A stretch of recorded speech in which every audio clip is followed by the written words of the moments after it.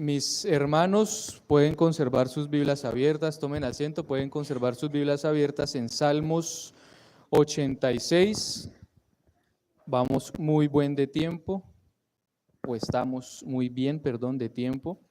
Así que podemos terminar el sermón en 1 hora a las 10:30. Mentiras. Vamos a ver si yo también puedo contribuir a la causa y hacerlo un poco más cortico.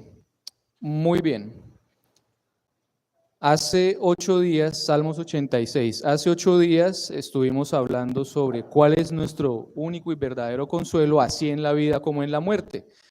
Hoy vamos a estar hablando o girando la reflexión en torno a la pregunta, ¿quién es Dios?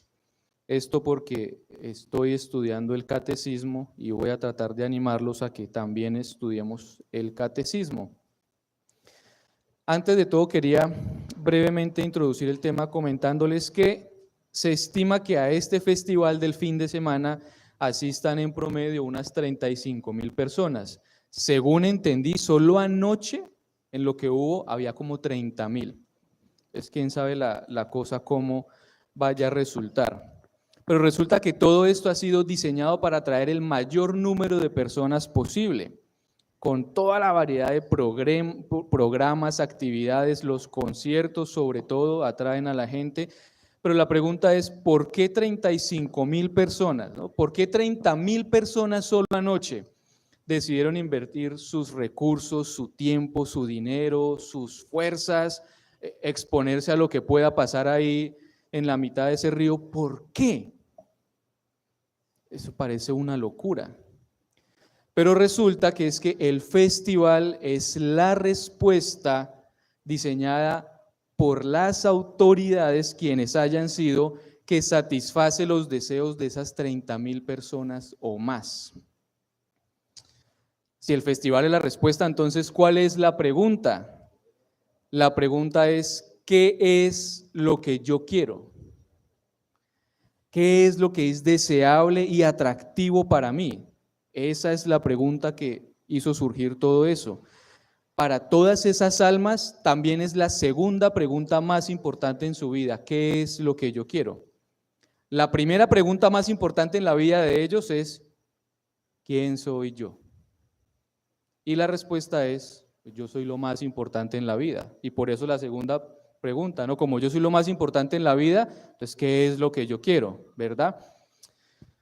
Pero en verdad, ese evento es una respuesta tenue, es una respuesta falsa, es una respuesta a medias a las necesidades profundas de esas personas. Es lo que ellos creen que necesitan y que pueden encontrar. Pero en realidad la pregunta más importante para todo el género humano, para ellos y para nosotros, para esta verdadera islita de luz y esperanza en medio de semejantes tinieblas, la pregunta importante es, ¿quién es Dios? Luego la segunda pregunta es, ya no es qué es lo que yo quiero, sino qué es lo que Dios quiere. Pero vamos a estar reflexionando sobre la primera pregunta. Resulta que si usted se pone a responder conscientemente quién es Dios, la respuesta a esa pregunta determinará la manera como usted vive. Vamos a pedirle al Señor su ayuda para meditar sobre esto esta mañana. Mi buen Señor y Dios, gracias por reunirnos, por convocarnos como tu pueblo, por respaldar a los que en tu gracia hemos hecho los esfuerzos para llegar. Gracias por los hermanos que lo intentaron y no pudieron llegar. Y te rogamos que nos hables en este tiempo a través de tu palabra. Te rogamos que nos ministres, que nos limpies, que nos edifiques como tu iglesia, que nos muevas a ir a este mundo perdido, a ser sal y luz, a proclamar el nombre de Cristo para ellos. Y sobre todas las cosas, Señor, glorifícate a ti mismo esta mañana. Ayúdame para permanecer fiel a tu revelación en la Escritura y guíanos, Señor, hacia el conocimiento tuyo. En Cristo Jesús te lo pedimos. Amén. Entonces, para responder las preguntas sobre la naturaleza de Dios, la naturaleza del hombre y sobre cómo Dios se relaciona con nosotros, vamos a ir al único lugar que nos da respuestas seguras, firmes, fidedignas y fieles, a la Biblia. Y esta aclaración es necesaria porque hoy día el mundo ofrece sus respuestas y en todo lugar y en todo momento quieren adoctrinarnos con sus respuestas. El mundo hace su oferta seductora para que busquemos en él la felicidad, pero nunca vamos a estar satisfechos con esas respuestas. Resulta que si preguntamos quién es Dios, yo no pretendo responderlo en un sermón. ¿Por qué? Porque la respuesta es infinita. Porque la respuesta es eterna, es incontenible, porque Dios es eterno, porque vamos a pasar 1000 eternidades con el Señor y seguiremos llenos de asombro y maravilla delante de Él, porque vamos a estar conociéndolo todavía. Pero la respuesta milagrosamente también puede ser corta, sencilla, clara. ¿Por qué? Porque Dios se ha revelado a sí mismo en la Biblia y podemos ver en la Biblia, en Salmos 86, una buena respuesta a la pregunta. El versículo 8 dice: oh Señor, ninguno hay como tú entre los dioses, ni obras que igualen tus obras. Todas las naciones que hiciste vendrán y adorarán delante de ti, Señor, y glorificarán tu nombre. Porque tú eres grande y hacedor de maravillas, solo tú eres Dios. Y si saltamos al 15, dice: mas tú, Señor, Dios misericordioso y clemente, lento para la ira y grande en misericordia y verdad. Entonces, mire que en estos cortos versículos el salmista dice que Dios es único e incomparable, que hace obras que son inigualables, que Él hizo al mundo, que su nombre será adorado por toda su creación. En el 10 también dice que es grande, que hace maravillas, grandes maravillas. Y de nuevo concluye, es el único Dios. Y concluimos en el 15 leyendo que Él es Señor misericordioso, clemente, lento para la ira, grande en misericordia. Y no solo que es misericordioso, sino que su misericordia es grande como su verdad es grande. Cuando yo estaba estudiando ese salmo dije, el autor, que es el rey David, tiene un amplio y profundo conocimiento de Dios, tanto así que es capaz de listar varios de sus atributos y perfecciones que nos dan una imagen bastante adecuada de quién es el Señor. Menciona sus atributos que vimos: creador, único, glorioso, grande, maravilloso, misericordioso, clemente, paciente, verdadero. Y yo entonces pensé, ¿en dónde pues adquirió David todo este conocimiento de Dios? La respuesta más obvia sería en la palabra de Dios, pero eso sería media parte de la respuesta. Podemos afirmar, por un lado, con toda seguridad que David conoció a Dios en la revelación de Dios. Vayan por favor a Primera de Reyes, al capítulo 2.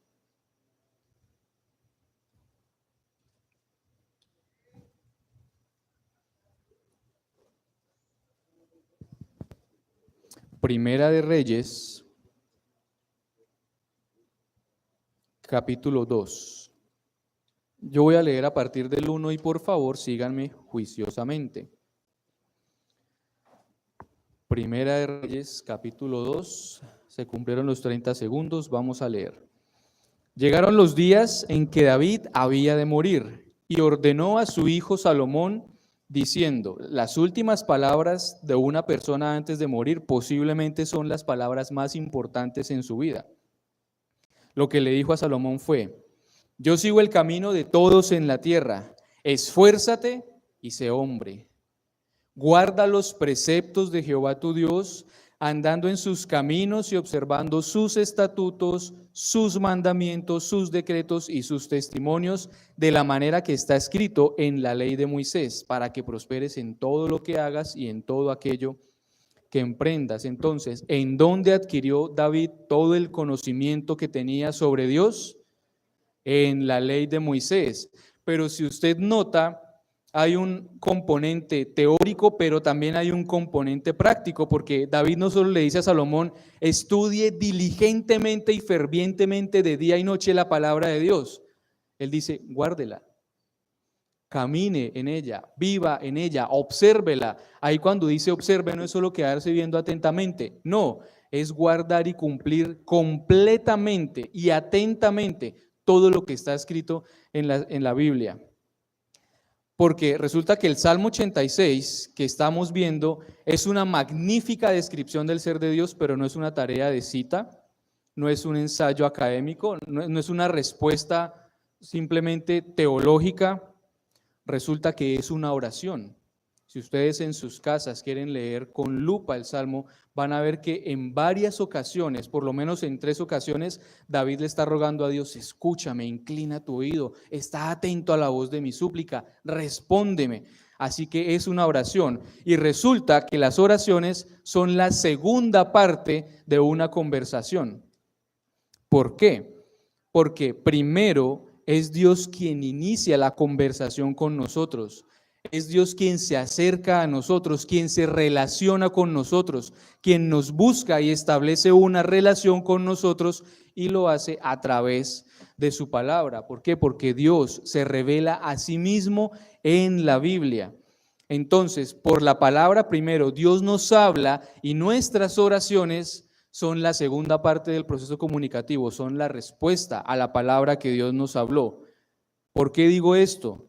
Para hacer notar que solo después de escuchar la voz de Dios en la Biblia, solo después de escuchar a Dios en su palabra, nosotros podemos responder en oración.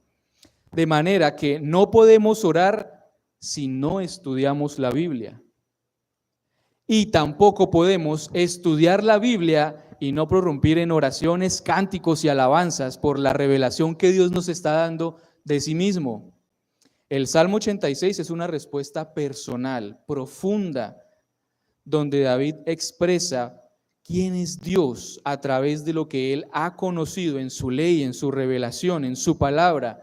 Pero David también aprendió a conocer a Dios a través de una vida caminando con Dios, obedeciendo su palabra. Por eso soy enfático.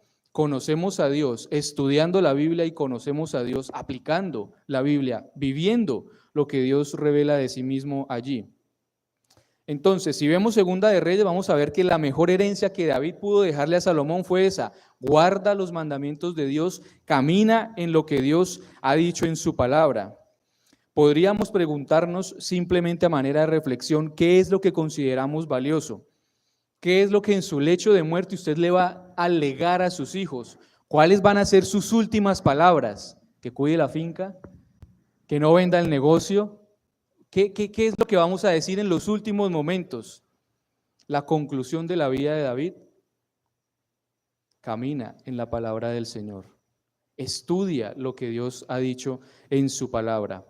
De nuevo, el principio es: lo conocemos a Él, nos relacionamos con Él estudiando la Biblia, pero haciendo lo que Él nos dice en ella. Y vean cómo las últimas palabras que en vida David le dijo a su hijo Salomón, quien habría de sucederlo en el trono de Israel, hicieron mella en el corazón de ese muchacho. Quedaron resonando en su mente y en su corazón toda la vida de Salomón. ¿Saben por qué?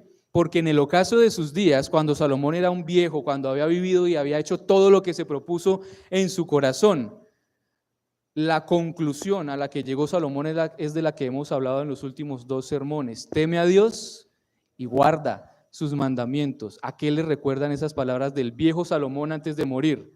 A las palabras del viejo David antes de morir. Conoce a Dios, estudia la ley de Moisés y camina en ella. ¿Y qué dijo Salomón? Teme a Dios y guarda sus mandamientos. Parece que Salomón en verdad aprovechó la herencia que su padre le dejó.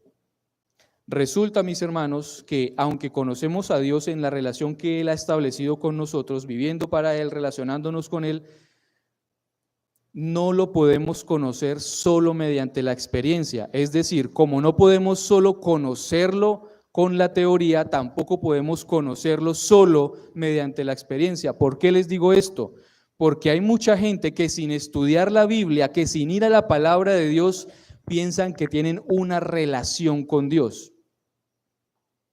Hay mucha gente que dice que cree en Dios a su manera. Hay mucha gente, por ejemplo, que dice, y hay cientos de miles de cristianos en muchas iglesias que dicen: Dios es solo amor. Sería imposible que Dios juzgue y condene al infierno a una persona. ¿Por qué? Porque no conocen a Dios en su palabra. Entonces, no podemos quedarnos solo con nuestra experiencia para conocer a Dios, porque nos haríamos nosotros mismos una imagen equivocada de quién es Dios, pero tampoco podemos irnos o quedarnos mejor en el otro extremo, y es que conocemos a Dios, estudiamos la Biblia, venimos a la iglesia, hacemos los cursos de cita, asistimos a los eventos y conferencias, pero no guardamos la ley de Dios. Personalmente creo que este es el caso de muchos de nosotros los reformados. Sabemos mucha teoría. El pastor nos ha estado enseñando que cómo nos pintan, como un cabezón, como un hombre con una cabeza enorme, pero con un corazón chiquitico y unos bracitos más pequeñitos todavía. ¿Por qué? Porque posiblemente podemos listar como el salmista 10, 20, 30 atributos de Dios, porque podemos saber mucha Biblia, porque podemos contestar correctamente preguntas sobre la historia de la Biblia, pero no guardamos sus mandamientos, no caminamos en la ley de Dios, no nos cuidamos de cumplir, como le dijo David a Salomón, todo lo que está escrito en la ley de Moisés. Entonces, volvamos al Salmo 86 para hablar un poquito más sobre el conocimiento de Dios. Salmos 86.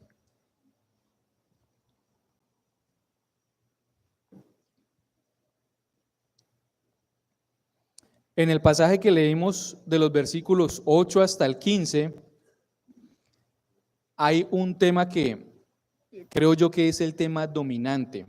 Y tengo que hablar de él para responder quién es Dios, porque es el tema dominante de este pasaje, y es la misericordia. Noten que en 2 ocasiones en Salmos 86, David está diciéndole al Señor, ten misericordia de mí.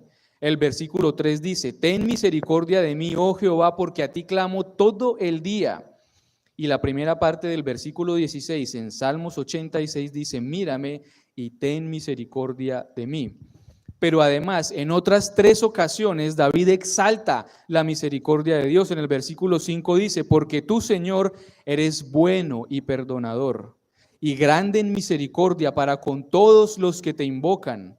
En el 13 dice, porque tu misericordia es grande para conmigo. Y el 15 dice, mas tú, Señor, Dios misericordioso y clemente, lento para la ira, ¿y qué más? Grande en misericordia. Mis hermanos, David sabía de memoria la ley de Dios. Él sabía que Dios hace misericordia a millares a los que lo aman y guardan sus mandamientos. Pero su conocimiento de la misericordia de Dios, además de aprenderlo o adquirirlo en la palabra de Dios, lo adquirió a través de una vida de relacionarse con Dios. David, posiblemente más que ninguna otra persona en la historia bíblica, probó y saboreó las maravillas, las riquezas, la grandeza de la misericordia de Dios para con él. Vamos a ver 2 momentos en la vida de David en donde él aprendió que Dios es misericordioso. Segunda de Samuel, capítulo 12. Segunda de Samuel, capítulo 12.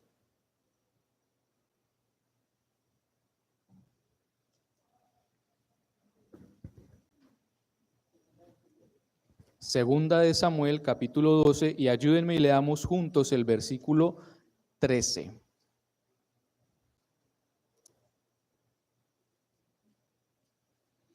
Todos juntos. Entonces dijo David a Natán,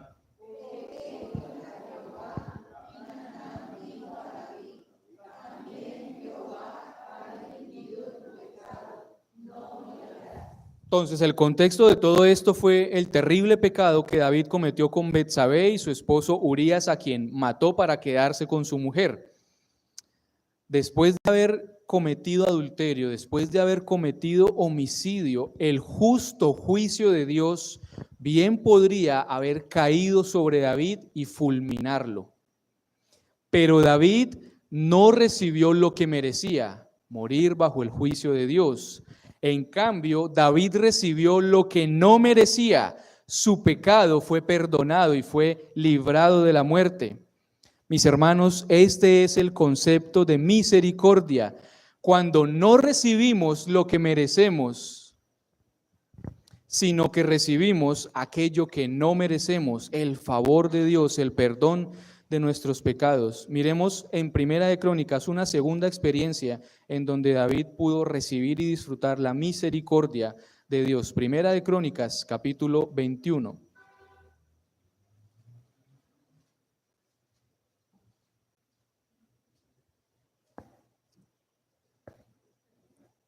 Primera de Crónicas, capítulo 21. Entonces, es el capítulo en donde David le ordena a sus generales y ministros que vayan por todo Israel censando al pueblo. El versículo 1 dice, pero Satanás, Primera de Crónicas 21, pero Satanás se levantó contra Israel e incitó a David a que hiciese censo de Israel. Y David mandó a Joab y a los príncipes del pueblo, vayan y hagan censo en todo el territorio e infórmenme el número de ellos para que yo lo sepa. Pero saltemos al versículo 7. Asimismo, el censo desagradó a Dios e hirió a Israel. Dios hirió a Israel. Entonces dijo David a Dios, he pecado gravemente al hacer esto. Te ruego que quites la iniquidad de tu siervo, porque he hecho muy locamente. Y habló Jehová a Gad, vidente de David, diciendo, ve y habla a David y dile, así ha dicho Jehová, 3 cosas te propongo, escoge de ellas una que yo haga contigo.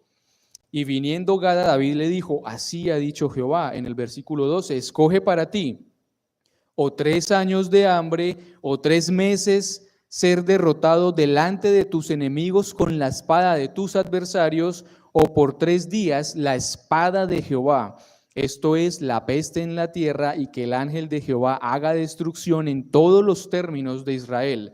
Mira pues, ¿qué responderé al que me ha enviado? Leamos juntos el versículo 13. Entonces David dijo a Gad,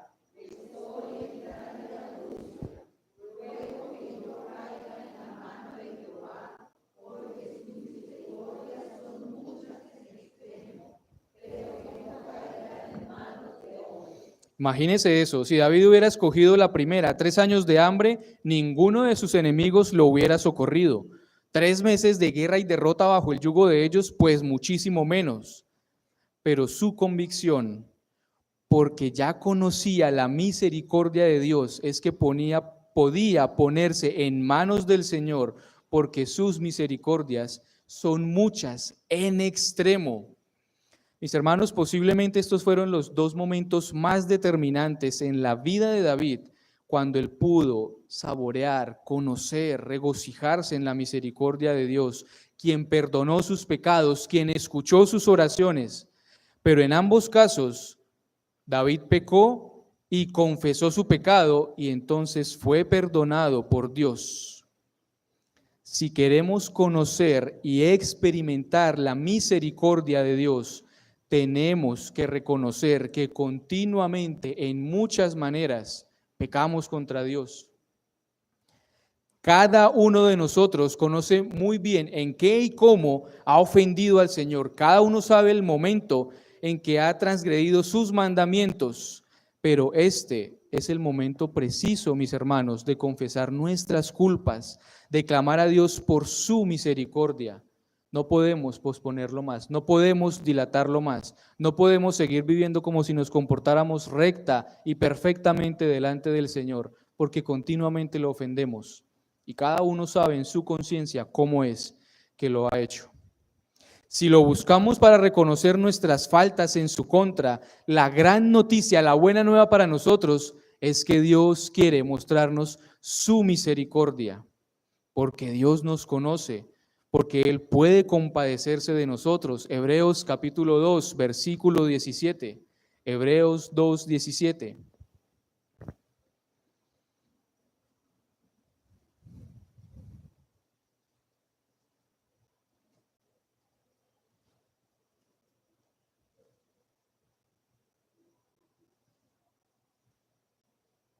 Y leamos todos juntos, Hebreos 2:17. Por lo cual debía ser en todos semejante a sus hermanos.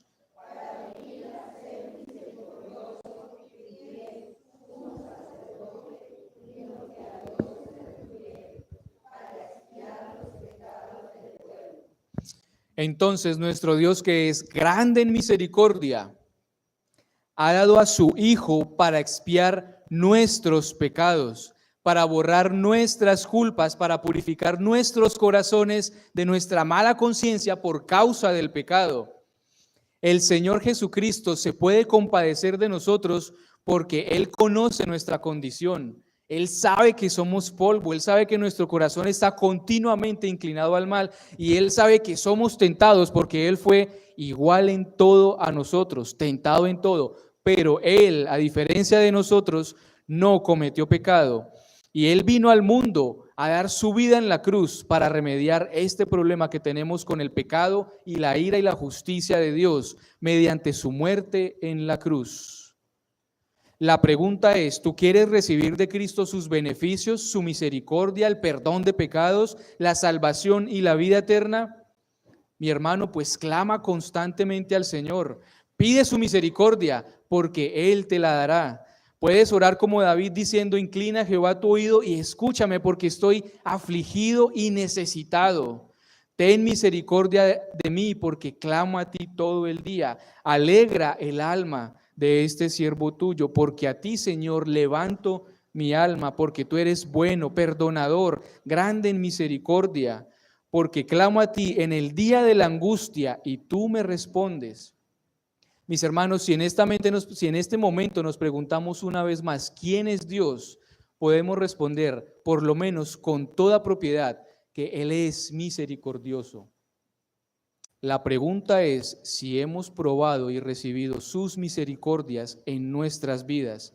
Si podemos decir con propiedad que Él es misericordioso porque lo estamos estudiando en la Biblia y porque hemos experimentado una relación personal con el Señor en la que gozamos su perdón y su misericordia. Piensen en lo siguiente: nosotros fallamos porque no obedecemos a Dios.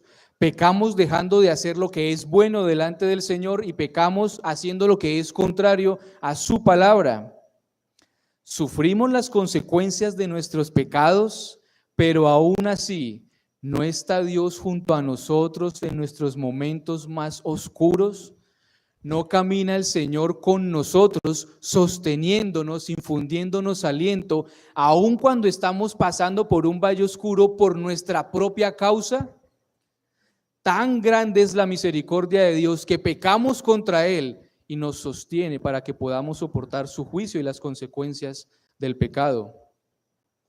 ¿No está el Señor junto a nosotros para ayudarnos al salir del pozo del lodo cenagoso en donde nosotros mismos hemos metido la pata por desobedecer sus preceptos, mandamientos, estatutos y decretos en la ley de Moisés? Su misericordia es tan grande que habiéndonos rebelado contra Él, no solo nos perdona y nos muestra su favor, sino que continúa fiel a su palabra, fiel a sus promesas, y nos recibe como sus hijos adoptados en Cristo Jesús, y Él restablece su comunión con nosotros, nos sienta a su mesa una vez más. ¿Y todo esto por qué? Porque Él es grande en misericordia con todos los que le invocan, porque Él es grande en misericordia y salva a todos aquellos que confían en Él y acuden a Cristo como su único Señor, como su único Salvador. El hecho de que clamemos a Él y Él nos responda nos dice mucho para responder la pregunta ¿quién es Dios? Resulta que Él no solo es el creador de todas las cosas, como vimos en Salmos 86. Él no solo es el santo y eterno ser que está sobre todo y más allá de todos, que habita en luz inaccesible, rodeado de querubines, más allá de los límites del espacio y el tiempo, porque Él es el creador de estas dimensiones.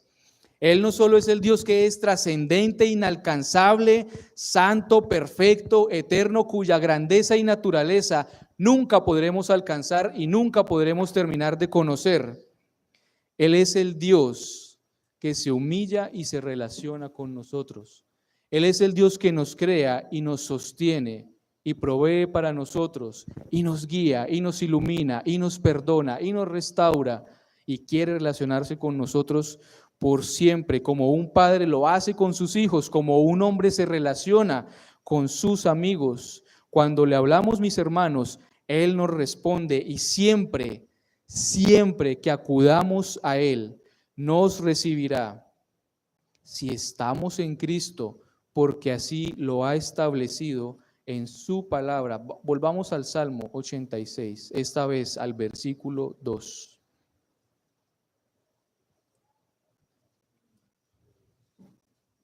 Ya casito concluimos, mis hermanos, pero hoy el Señor nos ha dado un día con un sol precioso, pero tempranito, madrugando, un clima todavía fresco y agradable. Salmos 86:2, todos juntos.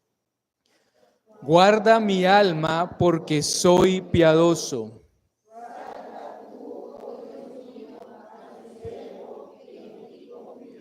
Entonces, imagínese, David clamó constantemente en su oración por la misericordia de Dios. ¿Por qué necesitaba misericordia? Porque pecaba, porque ofendía al Señor, porque no hacía la voluntad de Dios sino su propia voluntad y necesitaba el socorro misericordioso, inmerecido de Dios. Pero por otro lado, así a veces no podamos entenderlo o no querramos entenderlo, David fue un rey conforme al corazón de Dios, que hizo todo lo que Dios quiso. Por eso David puede decir, soy piadoso. ¿Por qué? Porque ando en tus caminos. Sálvame porque en ti confío. Al final del Salmo leímos que todos sus enemigos se levantaron contra él y eran un montón de hombres perversos que no tomaban en cuenta a Dios para nada.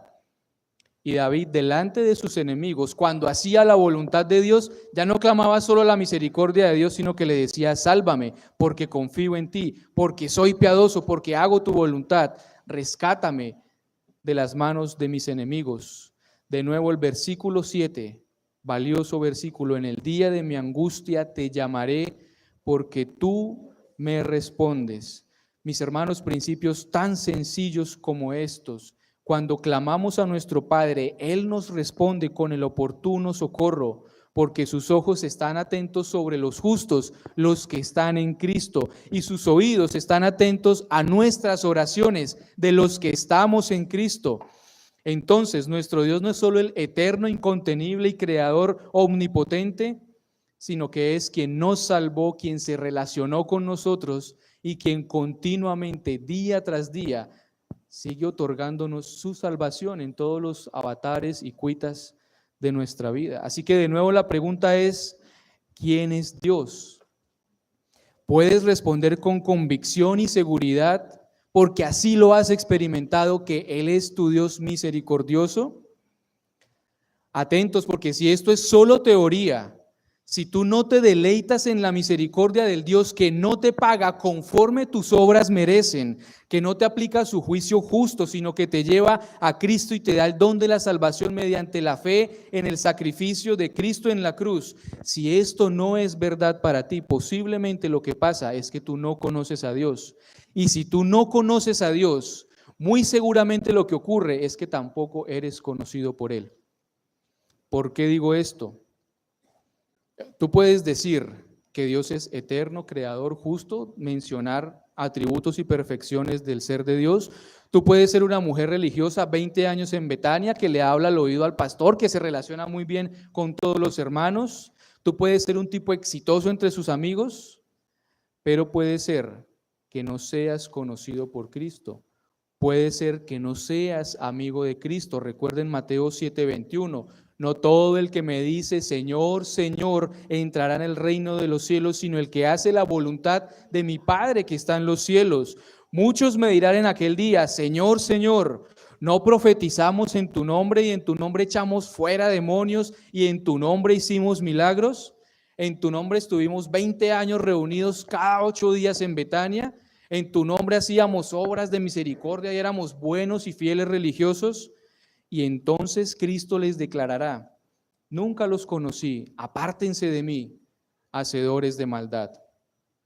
¿Usted se imagina vivir su vida pensando que conoce a Cristo, asistiendo a la iglesia, haciendo lo que es moralmente correcto, prosperando en la vida, y en el encuentro clave, final y glorioso con Cristo, escuchar de su boca que Él no nos conoce?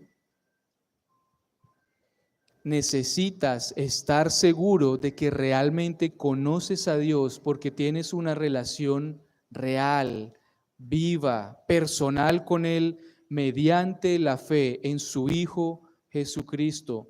Necesitas asegurarte en esta precisa mañana de que eres conocido por Cristo, que su Espíritu mora en ti, que te ha hecho una nueva criatura, que Él es el Señor que dirige tu vida, así como es el Salvador que te perdonó y te libró de las consecuencias de tus pecados. Por eso la pregunta es pertinente y es importante. ¿Quién es Dios, mis hermanos? Es la pregunta más importante de nuestras vidas. Finalmente pensemos, ¿cómo podemos experimentar la misericordia de Dios así como el salmista? Podemos experimentar la misericordia de Dios buscando de Dios su misericordia en la palabra y siendo cuidadosos con la gracia de Él que no nos va a faltar de vivir caminando y haciendo caso a todo lo que Él nos dice en la Biblia. ¿Quieres conocer a Dios? Ve a la Biblia y obedece lo que Dios ha dicho ahí. Amén. Oremos, mis hermanos.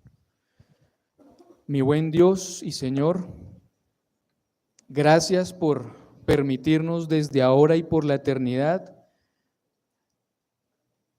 relacionarnos contigo, porque tú nos has amado, porque tú te has acercado a nosotros, porque tú te has revelado en tu palabra. Gracias por permitirnos hoy meditar en la grandeza de tu ser, en la grandeza de tu misericordia que no merecemos. Señor, gracias porque como David pecamos contra ti, pero así como hiciste con él, no nos aplicas el juicio justo y severo por nuestros pecados, sino que nos muestras tu misericordia y nos llevas a Cristo y nos haces nuevas criaturas y nos perdonas, nos das tu Espíritu Santo y nos integras en tu familia y en tu iglesia. Señor, ayúdanos a inquirir diligentemente en la Biblia, a guardar y caminar en todos tus mandamientos, estatutos, preceptos y decretos que has dejado para nosotros en ella, porque en esto está nuestra vida, en conocerte y guardar tus mandamientos, mi buen Señor. Gracias por haber estado con nosotros, gracias por hablarnos, gracias porque aún a pesar de mis limitaciones, tú has hablado a tu pueblo. Ayúdanos con sabiduría para tener discernimiento y retener lo bueno, lo que viene de ti, y desechar lo que hayan sido mis palabras, Señor. Gracias porque te glorificas entre tu pueblo esta mañana y ten misericordia de este mundo perdido en medio del cual estamos. Te lo pedimos en el nombre que es sobre todo nombre, en Cristo Jesús.